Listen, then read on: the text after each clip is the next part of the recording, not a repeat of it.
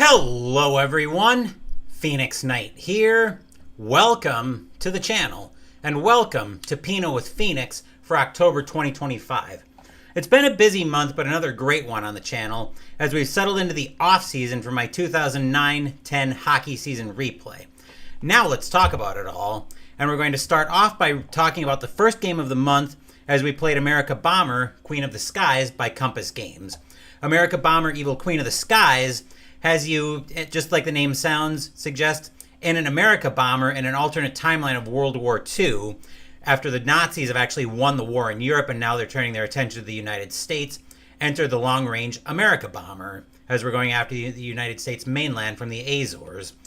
This one, I forget where we went, but we actually did a small amount of damage to the target this time, as Jester and Jay are first to stop by here tonight on Pinot with Phoenix.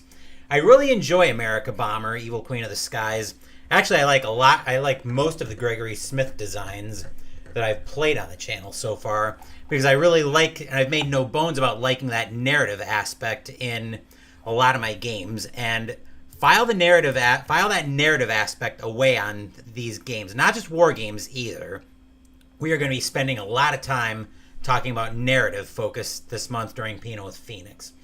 Speaking of narrative, we had the fall campaign continue in B-17 Flying Fortress Leader by DVG. This one's another air war game with a campaign focus to it, but this one has us in control of a squadron of Allied bombers and fighters actually going after Nazi-occupied Europe. We've been going through the Air War Begins campaign for, I want to say it's August to December 1942. Things are actually going very well. We had to go deal with we actually ended up getting a side mission early in the campaign for a special weapon that the Germans were trying to develop. We've actually dealt with 2 of the 3 targets related to that over the course of the month. So, and I've been really enjoying the B-17 Flying Fortress Leader. I think as I've thought things through, as I've had more time to process when I was going nuclear on my DVG collection last year, I definitely wanted to go nuclear on Warfighter because Warfighter just didn't work for me in the slightest. But the Leader series got caught in the crossfire of that, and I think in hindsight that was a mistake, as I've been picking up some of the Leader games again, and I think I'm going to be a lot happier keeping those on the channel, as Christoph also stops by for a little Pinot with Phoenix tonight. So just getting started on the games.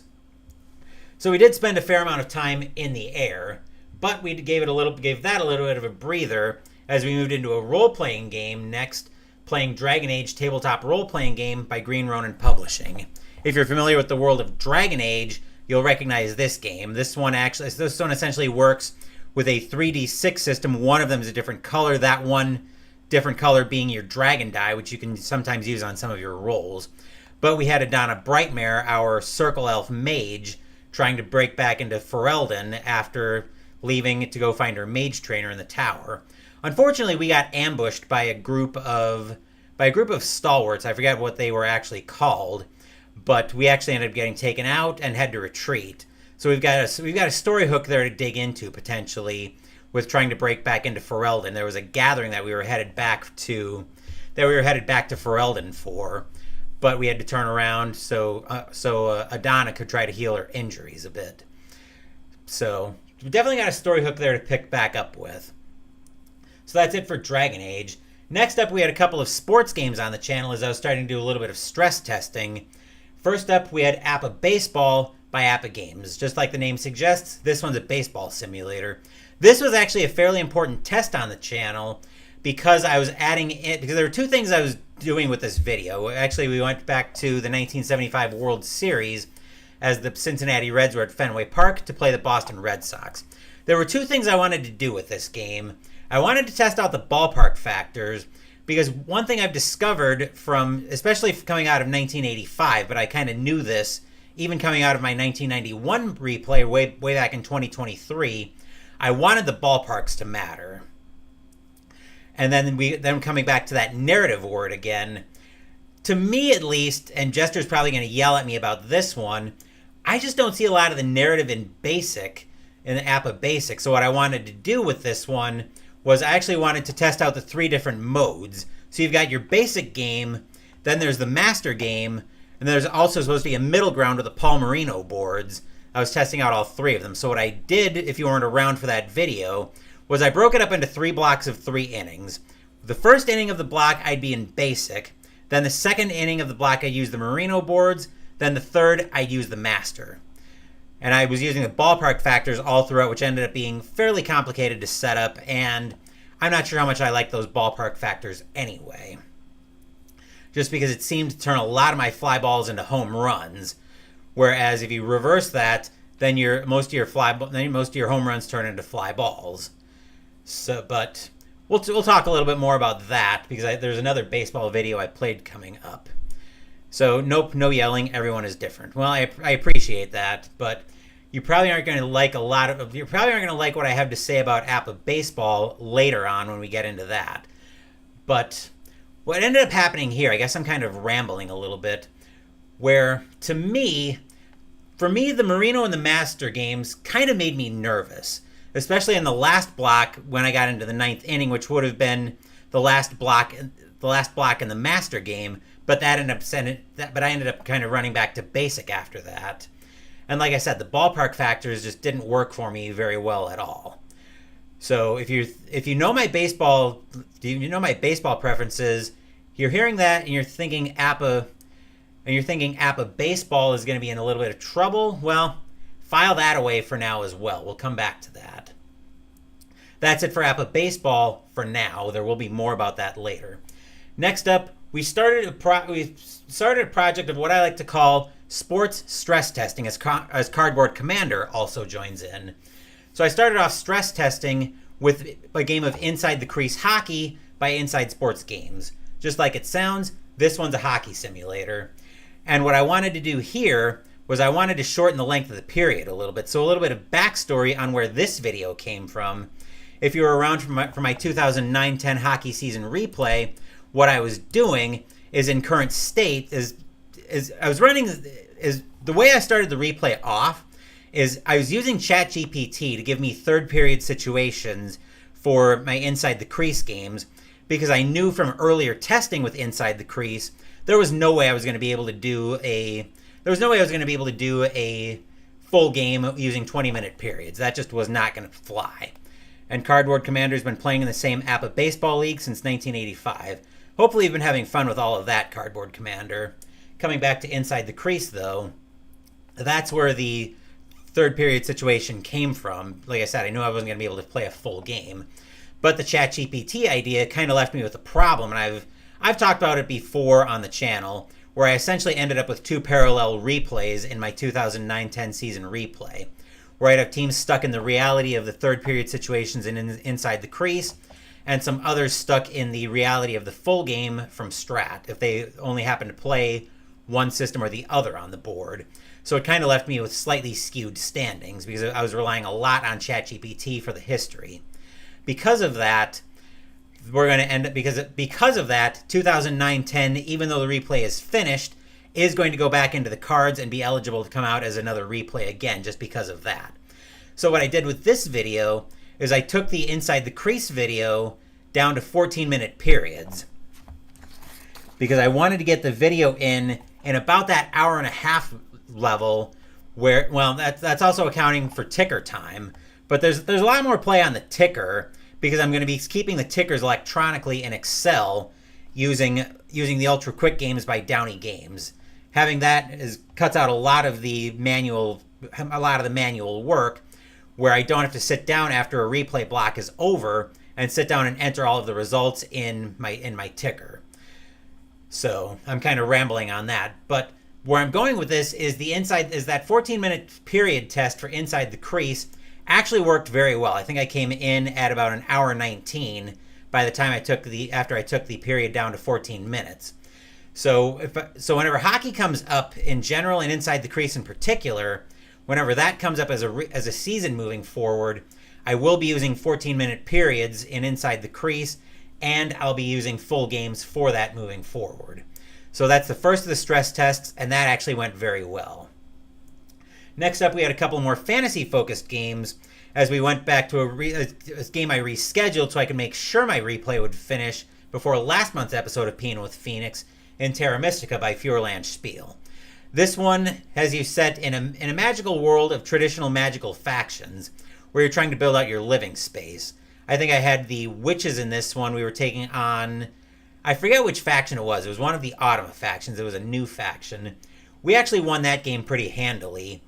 Now, I do enjoy Terra Mystica, and there's a new game found out for another big box edition of it that I'm thinking about backing, but I don't know if I'm going to or not.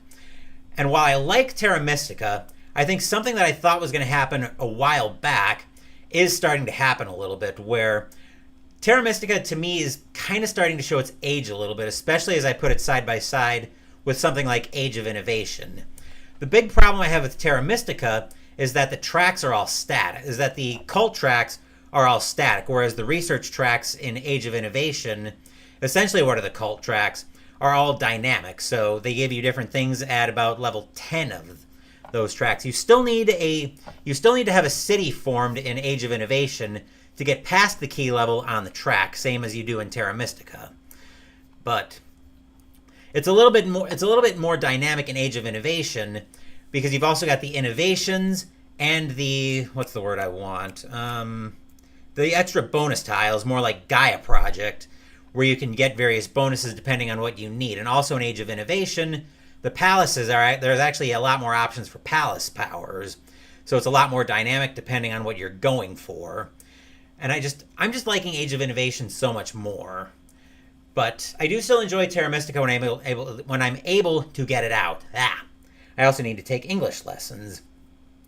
Our next game on the channel was, again, another fantasy game in Hero Realms by Wise Wizard Games.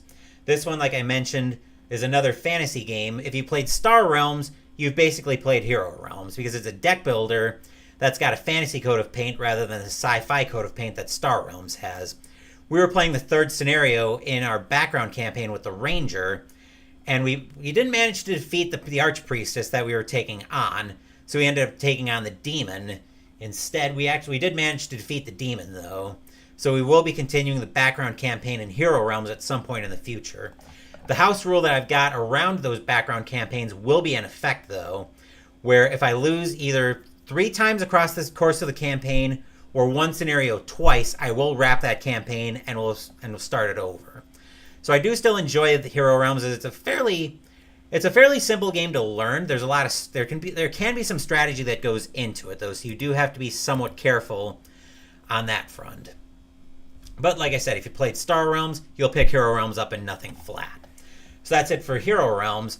We had another baseball game, and it won't be the last one on the month, as we played History Maker Baseball by Play Games. We actually were playing quite a few play games this month. So, as you can probably guess, it's a baseball simulator. Once again, we went to Game 6 of the 1975 World Series. Mostly so I could make sure I had the same rosters for both games, and I also didn't need to use another thumbnail for it. History Maker Baseball actually does a lot of what I like in a lot of what I like in my baseball games, where the stadiums matter, even if they're boiled down to a big actually I think it's large, semi-large, small, semi-small, stuff like that. And there are lefty-righty splits on there in a way as well. It's a fairly, it's mostly just for the ballpark. History Maker is meh, in my humble opinion. Well, everybody's entitled to their opinion, Cardboard Commander. I'm not gonna get into a debate on which game is the best of the bunch. But what I did like about History Maker Baseball is I really liked the narrative focus in it, where it feels more like you're telling a story, where one at bat you might be rolling normal, then you might go to the umpire for a check for another at bat. You might go to one of the umpires. You might go to the ballpark. You'll check team chemistry. To me, I think there are so many more places that you can go to for helping you to really tell that story of the game. And we will be coming back, as I mentioned, we will be coming back to that as well when I get into our special topic for the month. So that's it for History Maker Baseball. We had another play game as I was doing some more stress testing, as we played second season football by Play Games. As you can probably guess, football simulator. I think we had the first half of the New England Patriots and the Los Angeles Rams from the 2018 season. We were at Foxborough. Actually, it was Gillette Stadium, I think, for the Patriots for that one.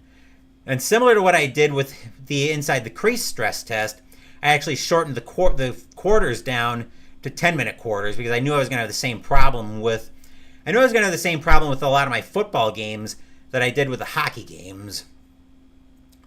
Just your thoughts. Righty-lefty splits are not realistic. Did like the narrative. Probably for History Maker. Yeah, I can see that in the couple games I've been playing of History Maker baseball, where you don't really get the lefty-righty splits, and it's very minuscule in History Maker baseball, really, where it's something that only comes up on the stadium, I think. Anywho, coming back to second season, it's a very simple system, and I've managed to, at least for the playthrough I did of History Maker of second season football, I think I got it streamlined pretty well, where I roll 5 dice, one comes out, usually a pink die, for whatever the defensive play call is. I call the offense on both sides. Pink comes out as the play call for the defense, then I use black and white for the result of the play.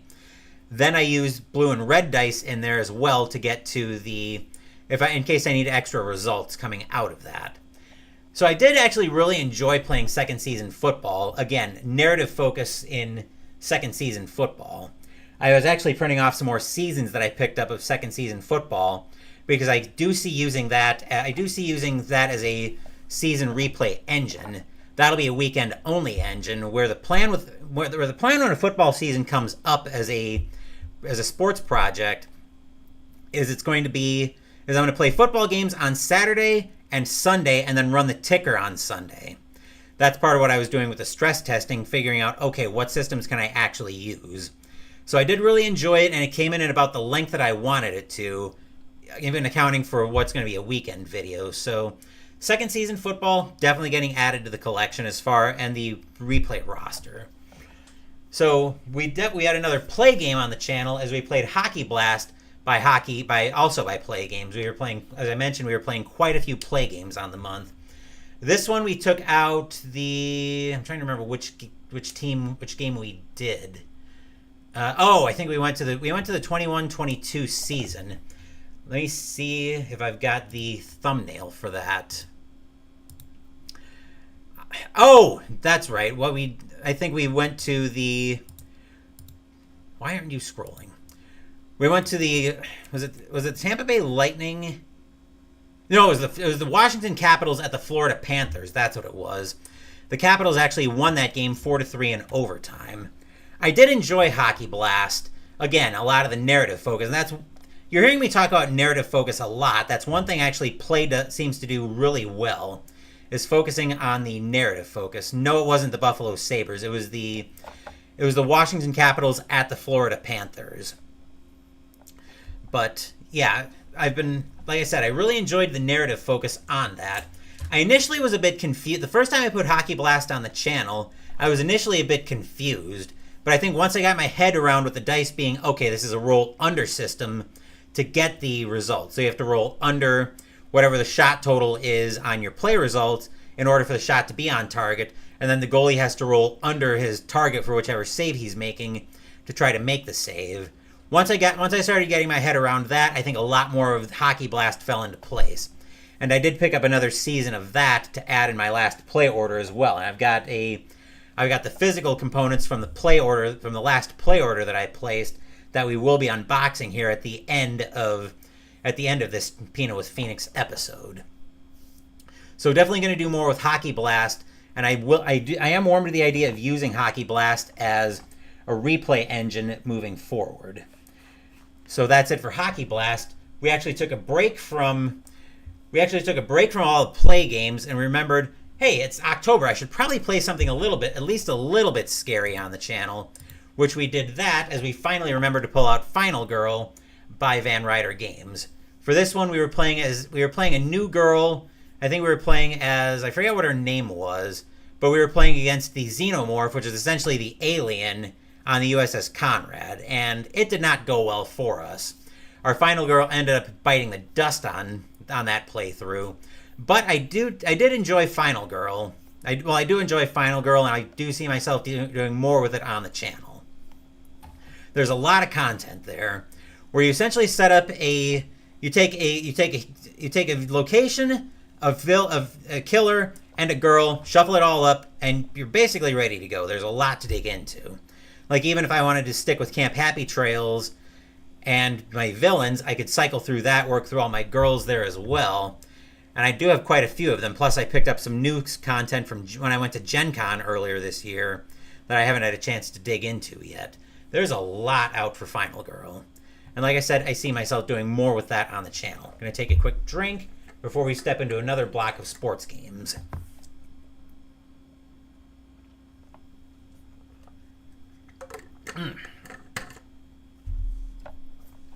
So our next block of sports games, part of it actually revolved around testing for another potential project that I could add to the project rotation on the channel, something I call the wide world of sports, which would essentially be a series of smaller projects that I rolled together into a weekend project. The first part of this I had was about Title Bout 2 by Straight Jab Media. For this one, I went to the welterweights as Money Mayweather took on Manny Pacquiao. I forget where we were, but that's not important. Anyway, Mayweather ended up winning the bout by unanimous decision.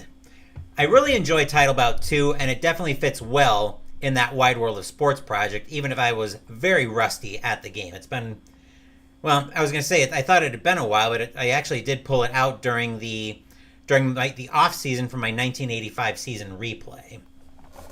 So I did enjoy Title Bout 2, and I do see myself using that again as potentially part of the wide world of sports. And we're definitely going to talk about that once we wrap up the last game that I was doing as part of part of the wide world of sports project. Can you Europeans have the name football back, please? Our football is played with the hands. Just asking for a friend. Don't yell at me on that one, Christoph. I don't make the rules on that. Anywho, next up, another game that was involved in the wide world of sports project. We actually went to Red, White, and Blue Racing by Play Games. You guys can probably guess, this one's a racing simulator.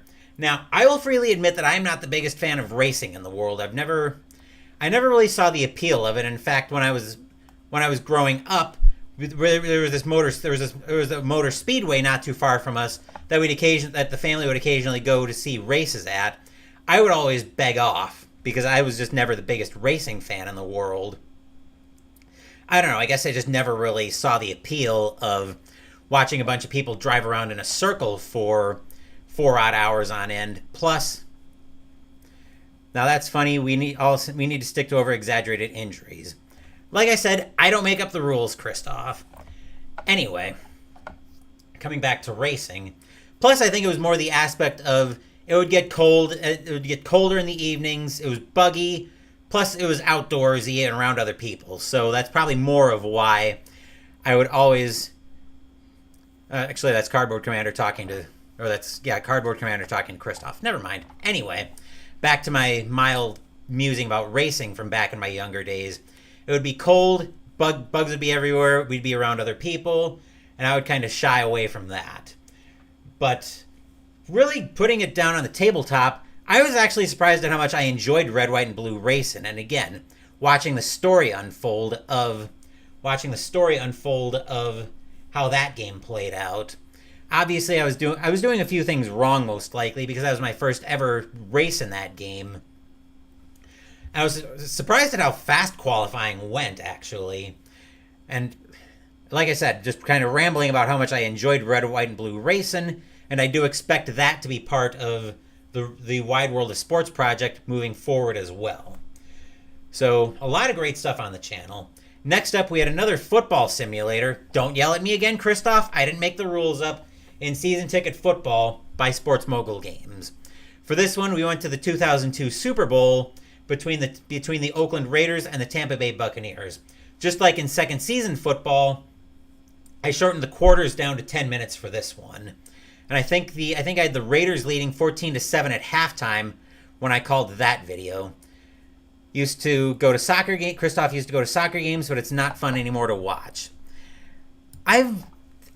I've never been the biggest fan of soccer in the world. I know I've looked at soccer games off and on for tabletop, but given that I don't really have a rooting interest in soccer games, so I don't worry about soccer all that much. It's probably not something I'm going to pick up on the tabletop either. Anyway, coming back to season ticket football, I definitely like the system of, and maybe I'm a little bit biased just because I like season ticket baseball so much that I did my 1985 season replay in that. But I did like season ticket football. Again, with the shortened quarters, it's another system I can see using in season replays moving forward. So it's essentially one sheet, and you do get everybody involved. I think I had a few checks on even the offensive and defensive lines in that game. So there's a lot to sink your teeth into in that one, and I see myself using it moving forward. And then the last game, Play has a soccer game. I might like to try it out since I like most of their games. Funnily enough, I've been actually looking at their tennis game. That might be one that I grab in the Black Friday sale. But like I said, I don't really have a rooting interest in soccer. I don't really have much interest in soccer. And I know I'm actively hostile to basketball, so I know basketball is a game by Play Games. I'm almost certain I'm not going to grab the basketball game. Soccer, like I said, I'm kind of neutral on soccer. Anyway, speaking of Play Games, the last Play game we played for the month was History Maker Golf, which was actually one of the main games that I had in mind for the Wide World of Sports project, because the idea behind Wide World of Sports was there's going to be a combat sport on Friday. Rally's crazy, like to watch that. Anyway, where was I? Oh yes, the Wide World of Sports was going to be a combat sport on Friday. I was initially thinking boxing, then racing on Saturday, then round 4 of a golf tournament on Sunday.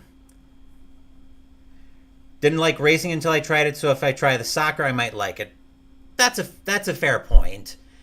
But, well, I'll give it some thought because I know the Black Friday, I'm sure Play's going to have a Black Friday sale coming up. So maybe I will take a look at the soccer game by Play. And not the biggest fan of tennis either, but I'm definitely open to picking tennis up. So maybe I will give the soccer game at least a look, and I'll see what I think of that. Anyway, coming back to History Maker Golf, the initial idea was to do round 4 of a tournament on Sunday. But I ended up doing the first 3 rounds of the tournament in History Maker Golf on Sunday, and I think I was getting frustrated by that to the point where I ended up kind of bouncing off the video through only 2 holes. So if I'm going to use golf for the Wide World of Sports, I probably need to do it something like, I probably need to do the qualifying off the channel and do it that way. Because when I went back through and played a foursome on using stroke play on Thursday night off the channel, I actually really enjoyed it. And again, narrative focus on that one. So I did really enjoy History Maker Golf once I pulled it off the channel. So I figure if I do the qualifying rounds off the channel and then cut it down to whatever my telecast is going to be, then do the stroke play itself on channel, I'll probably like that a lot better. So we'll see how that goes. Anyway, that's it for History Maker Golf.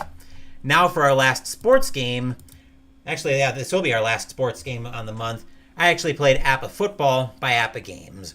Once again, I went back to 2002 for the Super Bowl between the Oakland Raiders and the Tampa Bay Buccaneers. I think it was a very similar score. We were either tied at 7 or the Raiders were again leading heading into halftime when I called it. My initial reaction when I was coming out of the APA Football stream was I was starting to bounce off of it a little bit, but as I had some more time to sit with it, I realized that with football, it's very different from baseball, where I don't need to be quite as picky with my baseball game or with my football games as I do with the baseball games. Because to me, there's a lot less that I don't want to say that matters, because there's actually more going on in football than in baseball. But to me, at least, it feels like it's a little bit. I don't want to go streamlined, but I think there's. I don't know how I want to put this, but I think I'm a little bit more forgiving of football because of the inherently more complicated nature of it. Whereas with baseball, there's a lot more, I think, to sink your teeth into. Maybe there's an umpire check or the ballpark matters, something like that. So file that away. Not a fan of Appa Baseball. Data-driven game Jester played looked great, so I'm ordering it. Oh, we're going to come back to Appa Baseball, Cardboard Commander. You can rest assured on that front. As for data-driven football, I do have the samples for that, but I do need to get the dice. I might just end up biting the bullet and ordering a season of that as well. And just to give that a whirl. So, I'm going to file that away for the time being as well. But actually, you're not a fan of Appa Baseball or Appa Football, Cardboard Commander? Now that I think about it, I remember you saying something about being in a baseball league since 1985. So we'll file that. We'll come back to Appa Baseball and all of that. Anyway, for the last 2 games on the channel, I finally remembered, hey, it's Halloween month, so I should probably play some more scary games. Appa Football, not baseball. You love Appa Baseball. That's kind of what I figured. So coming back to the scary games on the month, we actually remembered that it's October, and I played my first ever Horrified game on Monday night, as I played Horrified World of Monsters by Ravensburger. This one has you running around a town. Yeah, I figured football. This one has you running around a town trying to defeat whatever monsters you have. Horrified World of Monsters has the Jiangshi, Cthulhu, the Yeti, and the Sphinx in it. For this particular playthrough, I played against the Yeti and the Sphinx. Excuse me. I managed to take the Yeti off the board, but the Sphinx actually got our number because we couldn't really work on the riddle. The terror level ended up flying up on us, so we weren't able to do anything about that. But I did enjoy it, and I do see pulling this out again at some point. I also have Greek monsters as well that I'll probably pull out because I used to dig Greek mythology when I was younger. Maybe I should look for a new book of Greek myths. Just some of those old stories. Anyway, our last game on the month was our last game on the month was another Halloween game, and would have been the Halloween game, but of course it is Halloween tonight, so we played Alone Against Fear by Ganesha Games. This is in a very similar vein to 4 Against Darkness, where you roll up a character, you're going around a town, and your goal over the course of the campaign is to close 7 gates to hell to end the campaign. Now, in this one, this is more of an RPG. In this one, we actually happened upon a random slasher and ended up getting our character taken out. But I do like the story that we were starting to build with our character. We'll probably pull this out again at some point. I do have the PDF for it, so I've got a lot of the bigger... So I've got the bigger map sheets for that I can write on, kind of make notes on that. But again, I do like my RPGs. You guys know that about me on the channel. I really need to play more RPGs. Anyway, I'm going to take another drink here before I move into Mystical Munchies.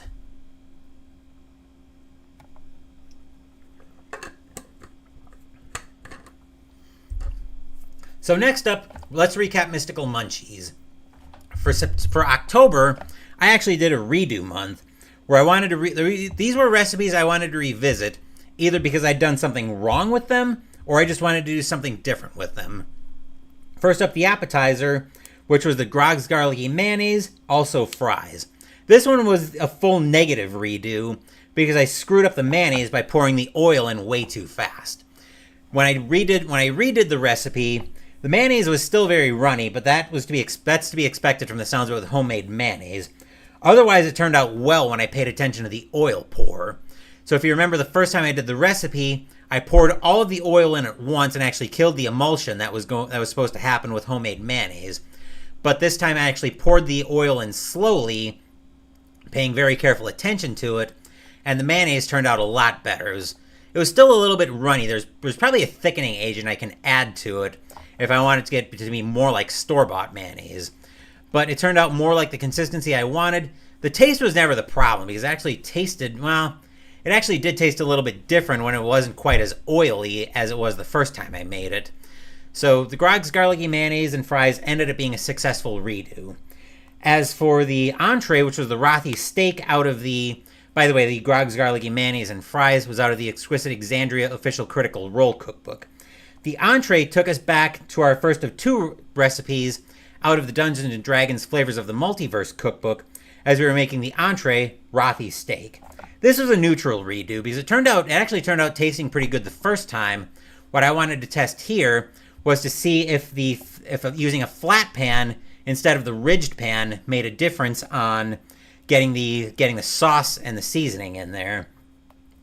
The steak still turned out good. The flat pan really didn't make too much of a difference.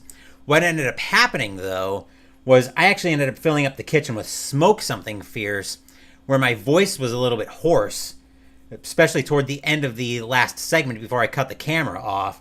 It was actually so bad that I had to step outside and get some fresh air for like 10 minutes after the steak was done. Fries with mayonnaise, I could be a good Belgian. I guess I didn't know fries with mayo was a thing for Belgians. Clearly, I'm very ignorant to other cultures. Anyway, like I said, the flat pan for the Rothy steak didn't make a difference.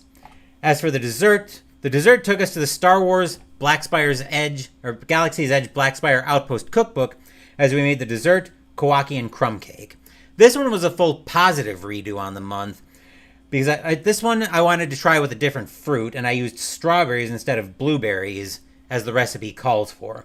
The cake still turned out to be good the second time around, but I discovered that it doesn't keep well in the fridge, so you do have to bear that in mind as you make the recipe. Then the drink took us back to the Dungeons & Dragons Flavors of the Multiverse cookbook as we made the Erlenmeyer's Dragonfire Punch. This one was a neutral redo, leaning a little bit toward a negative redo. For this one, the first time I made it, I originally subbed in non-alcoholic bourbon for the brandy, but this time I used actual brandy for the recipe. I still didn't really like the punch all that much, and I was never worried about the alcohol aspect because it was a cup spread over 2.5 quarts. So it was so heavily diluted at that point that the alcohol was never going to be a problem. But like I said, I just didn't like the taste of the punch when it was all said and done. So I'm going to take one more drink, and then we're going to talk about a special topic on the channel.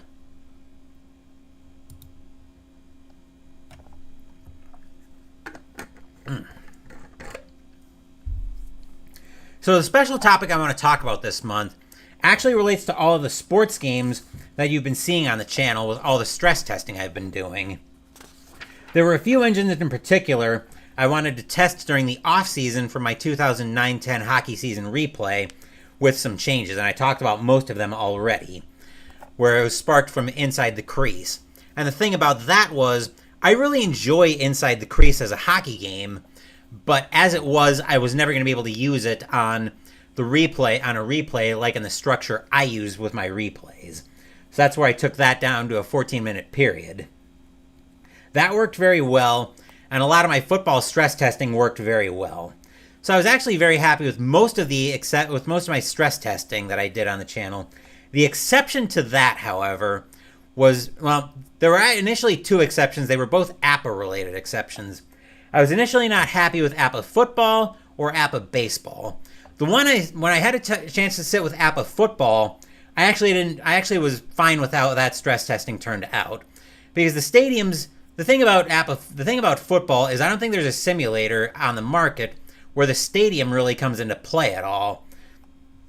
So APA football I think is fine. I can see using that as a replay engine again, given that I'm going to be doing my football on the weekends. The one engine that I was not happy with at all, however, was APA baseball. And you guys have heard me talking about it even with a lot of these games. And if you know me, you know that one of the most important words in the games that I evaluate is narrative, narrative, narrative. And to me, at least, APA baseball, just at least in basic, doesn't really give me a lot of that narrative. And also, I want the ballparks to matter. Whereas a lot of that stuff for APA baseball, for me at least, feels very bolted on, where the ballpark factors just really didn't do enough for me. And I've talked about it before in terms of APA baseball, where for all the impact the pitcher and ballparks have on APA baseball, I might as well be pitching on the moon. You would probably get the same result out of that. The Merino boards frustrated me, and the master game just kind of intimidated me. I was worried that I was going to break immersion for me. And I know APA baseball is supposed to be I know at least basic APA baseball is supposed to be a very fast game. And yes, I can appreciate that, where you get your games done in like half an hour, 45 minutes, depending on how good you are at that. But for me, the speed comes at the cost of the narrative. And thinking back to my 1985 season replay, my top 3 moments that I had coming out of that replay: Nolan Ryan getting injured in Game 1 of the NLCS, Mariano Duncan's 3-error meltdown in Game 4 of the NLDS, and then Kirk Gibson's tie-preserving catch in Game 7 of the ALCS for 1985. I don't know if there's a game of APA Basic where any of those moments happen. APA is a stat-driven game, not a narrative game. Playing APA online, player ratings are very impacted by the stadium. Well, yeah, I'm kind of getting that vibe where APA is stat-driven and not narrative. But the thing is, I want that narrative aspect in my games, where that's where I'm kind of starting to bounce off of APA baseball more than a little bit, and looking at all of those individual moments mattering. So when I tried using the ballpark factors for that, it seemed that those were confusing to set up and use. And to that end, I've kind of started this a little bit already, where I'm actually going to start purging my APA baseball collection somewhat slowly. I just need to figure out how I want to do that. As seasons start moving into the collection and new systems, I'm going to start moving my APA baseball seasons out. And I could potentially swap in as many as 5 seasons very quickly, and I've got 2 of them already ready to swap in. Actually, I've got potentially 3 ready I could swap in. 2 more that I could bring out via printing. One of them is actually waiting for me in this play delivery that I just got in. So one of my first streams that I'm going to be doing this month is actually going to be revisiting Inside Pitch Baseball, where there are some new charts that came out for Inside Pitch with the base running, which was my big headache. It's a season replay game. Sure, there are better narrative-driven games. Now you see why I didn't enjoy it. Makes sense. Yeah, like I said, I just kind of bounced off of APA, and a lot of the games that I've got, at least the 2 that I've done replays in, being Season Ticket and Payoff Pitch, I think I enjoyed those a lot better because those gave me more of that narrative aspect, where not only do I get the individual stories from the player's performance impacting everything, but the ballpark matters in those games. That's more of that narrative focus that I like in those games. So, as I was mentioning, one of my first streams that I'm going to be doing is Inside Pitch Baseball, and I've got that penciled in for tomorrow, so I do need to get a game pulled for that and get that set up. Plus, I need to get my baseball brain active anyway before my 2001 season replay and payoff pitch starts in January. The initial test I did with the base running charts and Inside Pitch actually made the base running go a lot smoother, so I do want to give that another go. If I feel like I can smooth out the run time, then I'll probably start swapping in. You say Status Pro or Payoff Pitch. I already have several seasons in Payoff Pitch, Jester, and as I mentioned, 2001 is going to be in Payoff Pitch. So maybe I'll look at Status Pro if I end up bouncing off of Inside Pitch again. But we'll see how that test goes on tomorrow's stream. On tomorrow, it's probably going to be tomorrow afternoon's stream, most likely. But anyway, that's enough talking about that ramble. Now let's talk about what's coming in November. So we're going to resurrect an old tradition in November. Actually, before we get into what's coming in November, I almost forgot about this. We do have an AMA question this month. For those of you who are new to the Rituals of Pinot with Phoenix in the channel, AMA stands for Ask Me Anything, where you can leave me questions in the comments of any video between the recap video and the last game video for the month before the next Pinot with Phoenix, with an AMA tag on it. Status Pro, decent again for more statistical replays. Let me make sure I've got a pen here. I'll jot some notes. So, just making myself a list of games I want to check out. So play soccer, Status Pro, but is it statistical? I'll have to keep that in mind. Anyway, talking about Ask Me Anything. So you leave me questions in the comments with an AMA tag on it, and I'll answer those questions as long as they're not too personal. As far as what I deem too personal, and admittedly it is my decision completely on what I deem too personal, a lot of it, there's no real hard and fast rules with it, just a general guideline. Basically, the guideline I give people about AMA is if you don't want a question asked of you, don't ask it of me. So we did have an AMA question. On the Rothy Stake redo that I did this month, Diamond Mine Baseball is great as well. I'm not sure that's cards and dice, though. I've looked at that for generating rosters and stuff like that. Anyway, coming back to AMA, Jester wanted to know what my favorite dish on Mystical Munchies was so far and the biggest surprise. I think my favorite dish so far would probably be... I've done so many dishes on Mystical Munchies. Now I've got to pull up the... Actually, I've got my iPad right here. Let me see if I have the... Let's see if I should still have my content schedule from all of the recipes that I've done in the history of Mystical Munchies. Let me see here if I've got my 2023 right here. So I've got to look at this a little bit.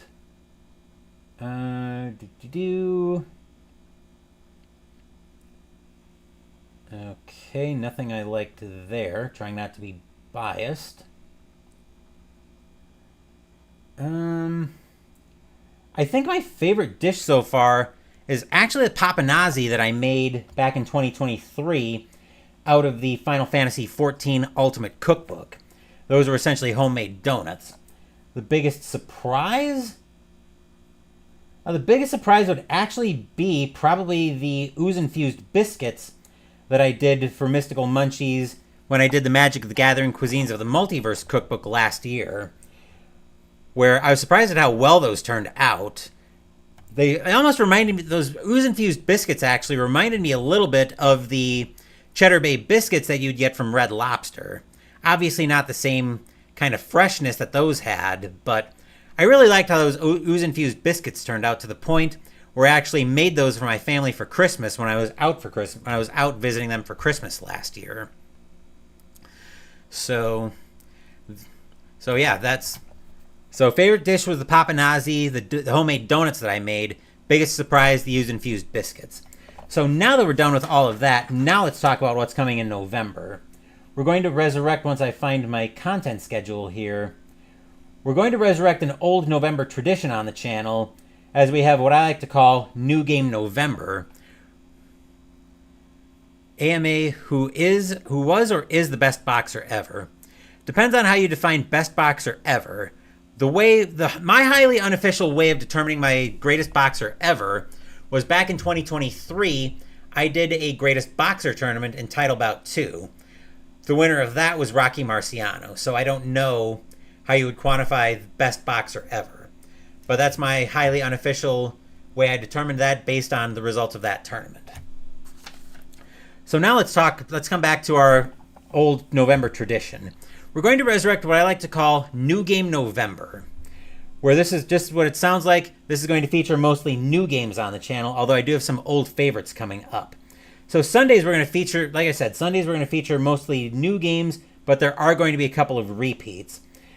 Starting this coming Sunday, we're actually going to debut Revolution games on the channel for the very first time, as we play Stalingrad Advance to the Volga, taking control of the Germans, I believe, trying to take Stalingrad. Then we'll revisit Ostkrieg by Compass Games, another Eastern Front game. Then back to Revolution games for another new game, as we play Manila, The Savage Streets, 1945. Then we're going to debut Frostpunk the board game by, I forget who that one's by. And then finally, Christmas in Arkham will start, the campaign proper will start, as we play Eldritch Horror, the first leg of that campaign. As for Wednesdays, we're going to start off with a couple new debuts on the channel as well, as we're going to be playing American Tank Ace by Compass Games, and G.I. Joe the deck building game. We'll also feature, actually G.I. Joe the deck building game is not a new game on the channel. The next game we're going to play after that, however, Transformers the deck building game, is new on the channel. And then after that, my yearly Christmas PTO will actually start with Christmas in Arkham, as we start the first group of the Fate of the Elder Gods tournament. But of course, we'll have the detailed introduction on that we'll have the detailed introduction on the Christmas in Arkham tournament before we jump into that. As for Mystical Munchies Mystical Munchies for the month of November is going to take us into the wizarding world as we cook out of the unofficial Harry Potter cookbook. We will be making Irish soda bread, that'll be tomorrow's recipe, hot rolls, Paddington burgers, any nut brittle, and as we've got 5 Saturdays in the month, we'll need a drink, so we'll be making another batch of hot chocolate. 'Tis the season for hot chocolates and all that. Glass Cannon printed Frostpunk. Thank you for that. So before we wrap the video up, like I mentioned, we've got a new live product unboxing on the channel. I just got this delivery in earlier today. It was waiting for me when I got home from work / the grocery store. So we're going to go ahead and crack this open. This is a delivery from Play Games. So let's see what we've got in here.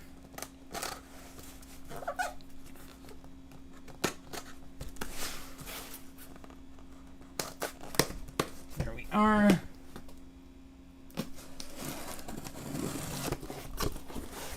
Make sure the letter stays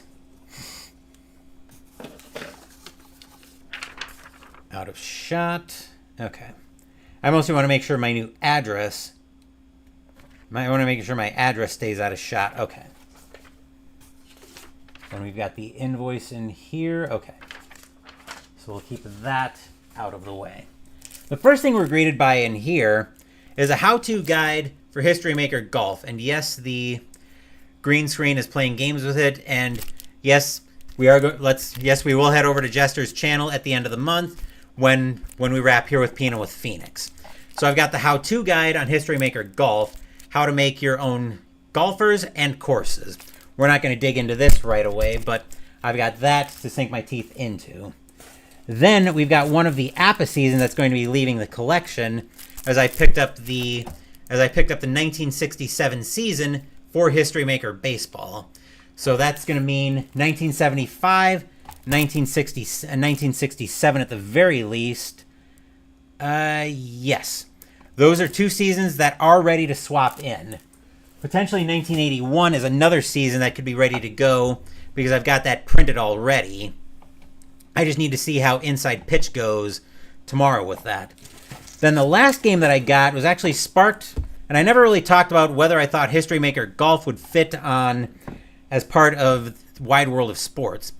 As in that format, with the tournament being with the first 3 round cut being in the video, no, it won't fit. So I wanted to play around with this game as well.